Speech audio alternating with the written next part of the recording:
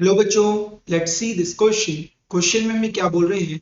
Check whether the relation are defined in the set 1 2 3 4 5 6 as r equals to a comma b such that b equals to a plus 1 is reflexive, symmetric और transitive.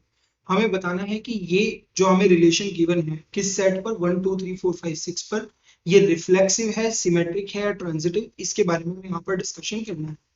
तो सबसे पहले अगर हम relation are को लिखें तो देखिए, अगर ए हम 1 ले लें, क्योंकि हमें सेट 1 2 3 4 5 6 में से ही वैल्यूज लेनी है, तो हम ए की वैल्यू 1 ले लेते हैं। जब ए की वैल्यू 1 होगी तो बी की कितनी होगी? क्योंकि बी हमारा ए प्लस 1 है, तो इसीलिए बी की वैल्यू कितनी हो जाएगी? 2।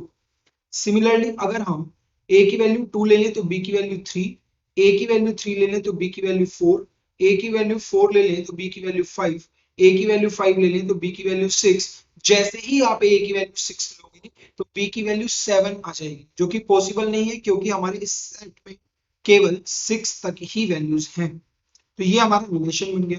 अब अगर रिफ्लेक्सिव रिलेशन है, अगर मान लीजिए रिफ्लेक्सिव है वो, तो रिफ्लेक्सिव के लिए क्या कंडीशन है कि अगर जो एलिमेंट हमारा फर्स्ट है वही सेकंड भी हो। मतलब अगर आप 1 ले रहे हो फर्स्ट को, तो सेकंड 1 भी होना चाहिए। तो मतलब 1 1 क्या इसमें प्रेजेंट है? नो। तो हम बोल सकते हैं that it is not reflexive. तो इसी रीजन से हम क्या बोल देंगे कि ये जो रिलेशन है रिफ्लेक्सिव नहीं। अब अगर हम बात करें सिमेट्रिक की, अगर हम सिमेट्रिक की बात करें तो क्या होगा?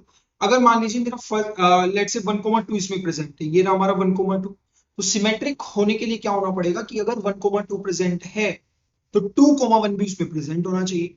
तो अगर हम देखें कि 2 1 प्रेजेंट है कि नहीं है, तो 2 1 प्रेजेंट नहीं है। तो क्योंकि 2 1 does not belongs to R, तो हम बोल सकते हैं that it is not symmetric.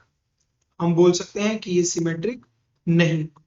इसके बाद अगर हम बात करें ट्रांजिटिव की, अगर हम बात करें ट्रांजिटिव की, तो ट्रांजिटिव के लिए हमें पता है कि 1 2 जो है वो हमारा रिलेशन में है, और 2 3 भी हमारा रिलेशन में प्रेजेंट है। 1 2 और 2 3 ट्रांजिटिव क्या बोलता है कि इस अगर ये दोनों प्रेजेंट हैं तो 1 3 जो है वो भी आर में होना चाहिए। अगर ये आर में हुआ तो इसका मतलब ये ट्रांजिटिव हो जाएगा, और अगर आर में नहीं हुआ तो ऑब्वियसली ये ट्रांजिटिव नहीं हुआ। तो हम देख सकते हैं कि 1 3 इसमें इस रिलेशन में कहीं भी प्रेजेंट नहीं है, तो 1 3 does not belongs to are.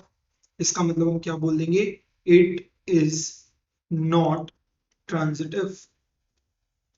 So finally हमारा आंसर क्या बन जाएगा? हमारा आंसर बन जाएगा that hence R is neither reflexive nor symmetric nor transitive. ना तो ये रिफ्लेक्सिव है, ना ही ये सिमेट्रिक है, और ना ही ये transitive. So this is all about this question. I hope you understood the explanation. Thank you.